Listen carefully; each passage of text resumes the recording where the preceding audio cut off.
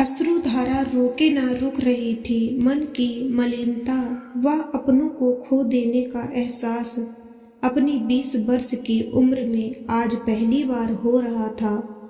पोता होने के नाते दादाजी की चिता को अग्नि देने के साथ ही सही मायनों में मैं यह एहसास कर पाया था कि उनको मुझसे व मुझे उनसे कितना प्यार था। दादी के पैरों में दर्द रहता था, पर दादी के रहते खाना, नाश्ता, चाय आदि सब कुछ नीम के पेड़ के नीचे होता था। यहाँ तक कि फुर्सत के क्षणों में मैंने दादी व दादा को बातें करते भी उसी नीम के पेड़ के तले देखा था।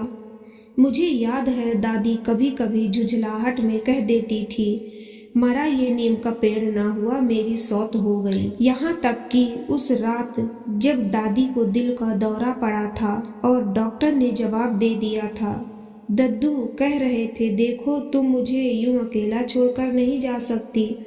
इस पर दादी बोली, तुम अकेले कहाँ हो बेटा, पोता बहू सब तो हैं। और मुस्कुरा कर बोली, और वो मेरी सौत नीम का पेड़ भी तो है।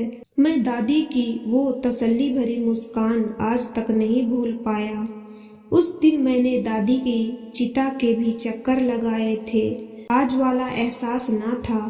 अरे अरे क्या चक्कर लगाए ही चले जाएगा। रवि ने मेरा हाथ पकड़ा और हम दोनों तेज कदमों से सबसे पीछे एक पेड़ की छांव में बैठ गए।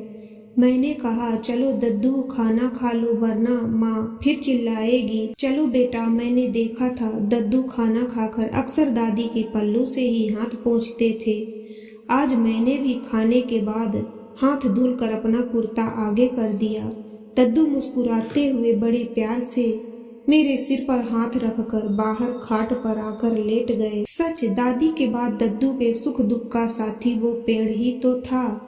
जब कभी दद्दू बहुत अकेला या उदास महसूस करते थे तब उसी पेड़ के सामने बड़बड़ाकर सुकून महसूस करते थे। वहीं बैठे बैठे आने जाने वालों से बतियाते रहते थे। बच्चों को उस पेड़ की छांव में खेलते देख बड़े खुश होते थे। दद्दू एक दिन बता रहे थे कि वो नीम का पेड़ उनके दादा ने उनके जन्म के समय लगाया था और उनके दादा को भी उस नीम के पेड़ से उतना ही प्यार या जितना दद्दू से दद्दू को भी तो उस नीम के पेड़ से कितना लगाव था। हर समय मुझे कहते रहते थे, देखो बेटा, नीम की हवा स्वास्थ्य के लिए बड़ी लाभकारी होती है। इसका मंजन दांतों को मजबूत व निरोगी रखता है।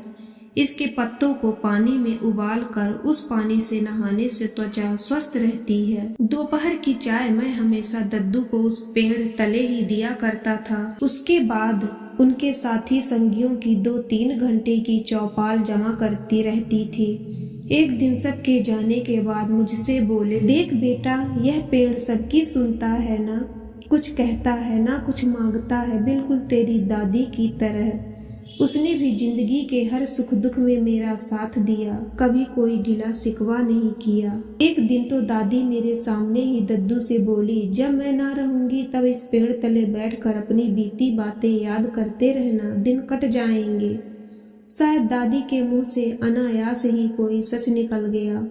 मेरी माँ ने मेरे दद्दू का बापू को कभी 2 घड़ी भी साथ बैठकर सुख दुख बांटने नहीं दिया। दद्दू पाँव फटते ही उठकर नीम की टहनी दांतों में दबाकर सैर को निकल जाया करते थे। लौटकर बाहर ही बैठे चाय का इंतजाम करते थे, क्योंकि जब माँ उठती तभी चाय बनती थी। जबकि मैंने देखा था दादी जल्दी उठकर सुबह का काम निपटाकर चाय बना पेड़ के नीचे बैठ ही दद्दू का रास्ता देखती थी।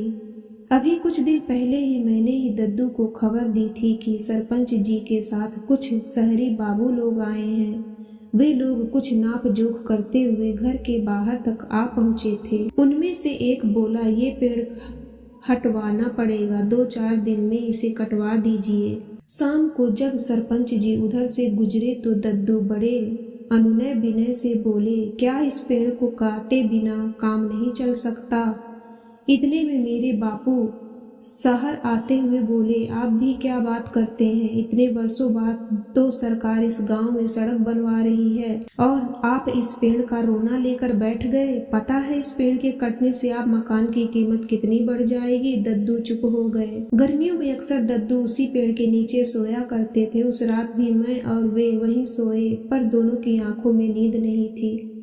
तभी किसी के बोलने की आवाज आई। ध्यान से सुनना चाहा तो पता लगा बापू माँ से कह रहे थे, पेड़ के काटे जाने की बात से पिताजी बड़े दुखी हैं। इस पर माँ बोली, क्या तुम्हारे पिता के प्राण इसी पेड़ में बसे हैं कि पेड़ कट जाने से? दद्दू अपने आप बोले, पेड़ के कट जाने पर मेरा समय कैसे कटेगा। एक ठंडी आह पर पेड़ की व्यथा देखो।